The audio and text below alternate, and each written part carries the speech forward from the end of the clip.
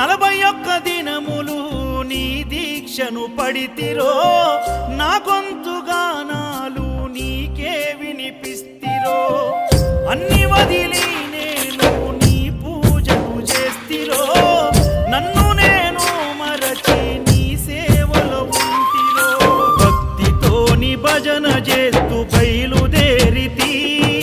శక్తినిచ్చి నన్ను నడిపించు శబరికి నేను అలసిపోతిని నిన్ను చూడలేనని